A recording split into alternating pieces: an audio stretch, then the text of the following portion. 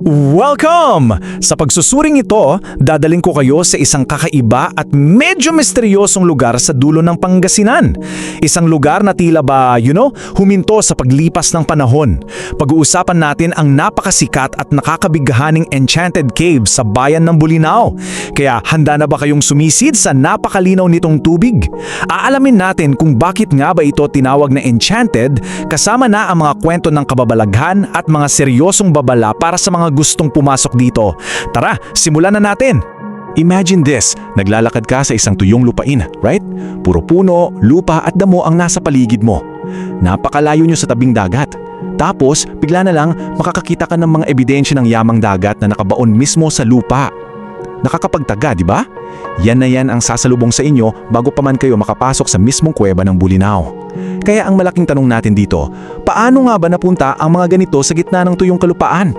Unang bahagi, ang lihim ng tuyong lupa.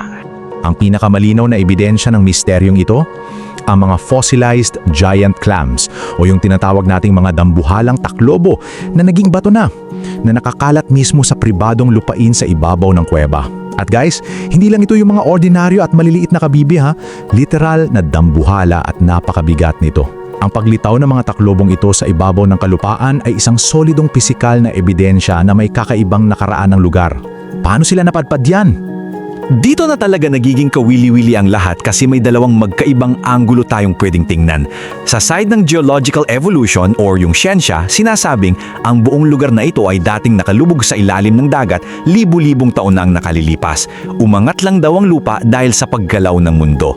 Pero on the flip side, ayon naman sa local folklore o kwentong bayan, ang mga kuweba raw na ito ay may mga nakatagong lagusan na direktang nakakakonekta sa dagat. At ito raw ang ginagamit ng mga espiritu para malayang makalabas-masok. Dalawang magkaibang paliwanag pero parehong nakakadagdag sa hiwaga ng lugar. Ikalawang bahagi, pagbaba sa mahiwagang kuweba. Ngayon, sa sandaling ihakbang nyo ang inyong mga paa pababa sa lagusan, may mapapansin agad kayong kakaiba.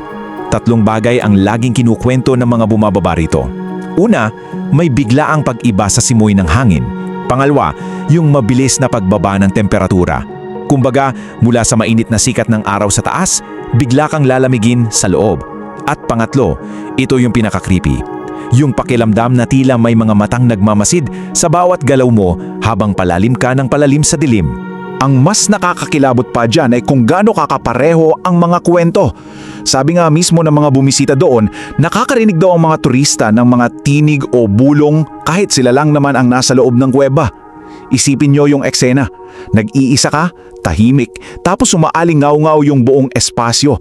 Tapos bigla kang makakarinig ng bulong na parang may katabi ka, pero wala namang tao. Ito yung eksaktong dahilan kung bakit ang Enchanted Cave ay hindi lang basta tourist spot. Isa itong kakaibang karanasan. Ikatlong bahagi, ang mga hindi nakikita. Para sa mga lokal sa Bolinao, ang kuwebang ito ay hinding-hindi naging walang laman. Pinaniniwalaan nilang tahanan ito ng mga engkanto at mga espiritu ng kalikasan. So paano ba natin dapat intindihin ang mga nilalang na ito?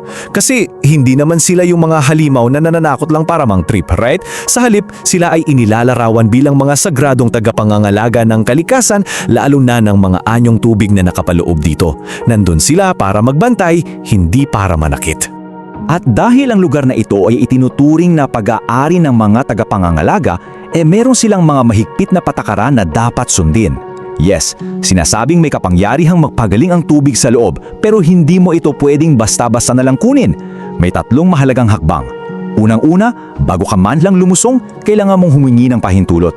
Pangalawa, dapat kang magpakita ng respeto, so walang maingay at huwag dumihan ang paligid. At pangatlo, huwag abusuhin ang tubig. So ano ang mangyayari kung sakaling babaliwalayin nyo ang mga patakarang ito? May seryosong babala ang mga kwentong bayan. Ang kawalan daw ng respeto ay may mabigat na kapalit. Pwede ka raw maligaw kahit sa napakaliit na espasyo lang sa loob, o mas malala, baka mag-uwi ka pa ng malas pagkatapos ng bakasyon mo. Kaya sobrang bigat ng bawat kilos natin sa loob. Laging tandaan, bisita lang tayo sa tahanan nila. Ika-4 na bahagi, tubig na walang hanggan. Pag-usapan naman natin yung pinakamalaking contrast sa labas at loob ng kuweba. Kadalasan sa labas, especially pag summer, grabe yung nararanasang matindi at nakakapasong tagtuyot ng kalupaan.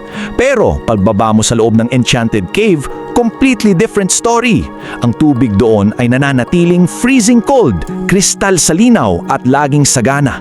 Papanong hindi ito natutuyo kahit walang ulan sa labas? Para sa mga ninuno natin at sa mga naunang nanirahan sa Bolinao, hindi na nila hinahanapan ng scientific explanation yung tubig na to.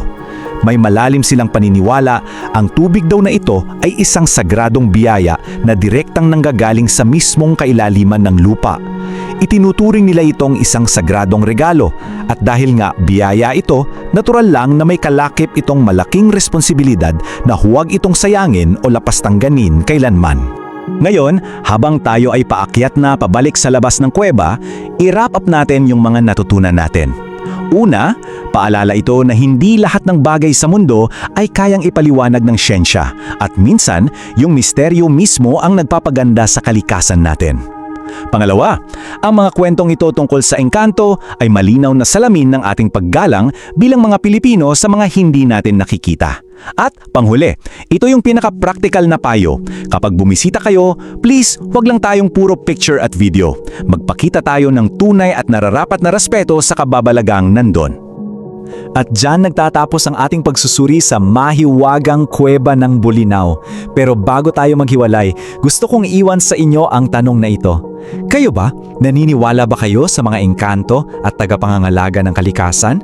O baka naman may sarili kayong nakakakilabot o kahit nakakamanghang karanasan sa Enchanted Cave o sa iba pang katulad na lugar?